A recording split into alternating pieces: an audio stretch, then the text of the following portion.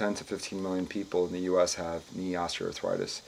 And osteoarthritis is basically damage of the ends of the bones. If you look at this model, you'll see that the ends of the bones are very smooth, and we call that cartilage.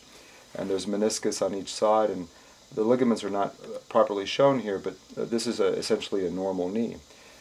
This knee depicts the damage of the ends of the bones, and the cartilage, which is what osteoarthritis damages.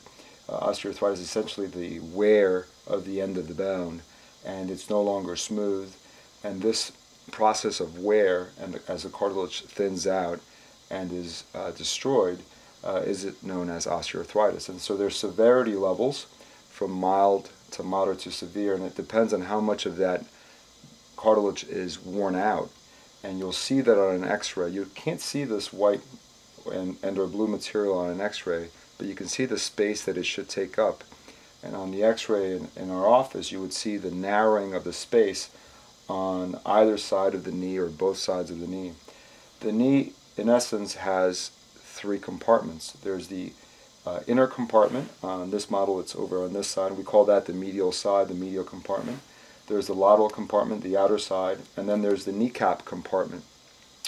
And a full knee replacement would replace all three compartments. And this is an example of a full knee replacement.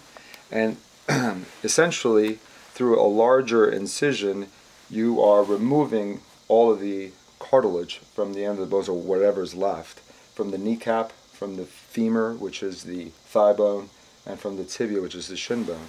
And in essence, by making specialized cuts that typically pre-surgery we template, and we make sure we have the appropriate size and the appropriate angle of our cuts, we will then apply, once our cuts are made, a metallic implant, typically in my practice with some cement, but you don't have to, and it's glued on. And the same thing with the shin bone.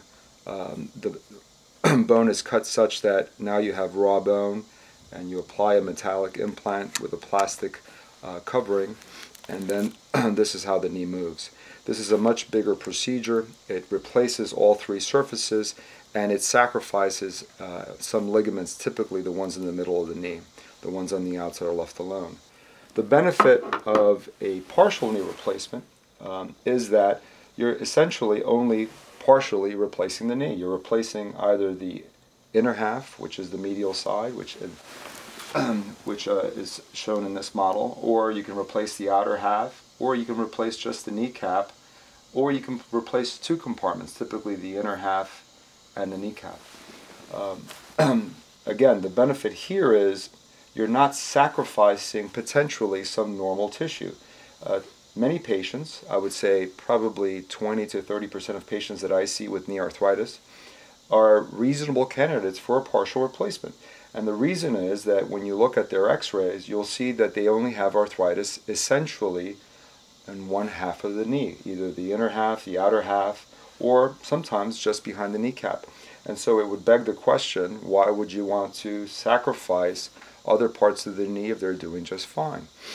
Many of these patients that I see are in their 40s and 50s and 60s, and they don't want a full knee replacement. They want a partial replacement that will allow them a quicker recovery, will allow them to have a smaller, minimally invasive incision, and will allow them to feel more normal, since you're not removing their ligaments, and most of the time 2/3 of their knee is their own knee.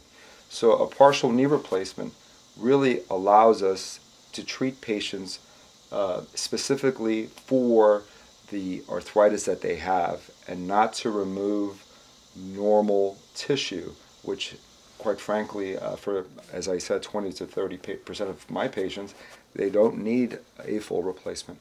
So this is a very appealing procedure, which is minimally invasive, same-day surgery. Typically, patients go home the same day, and great for pain relief, and very successful.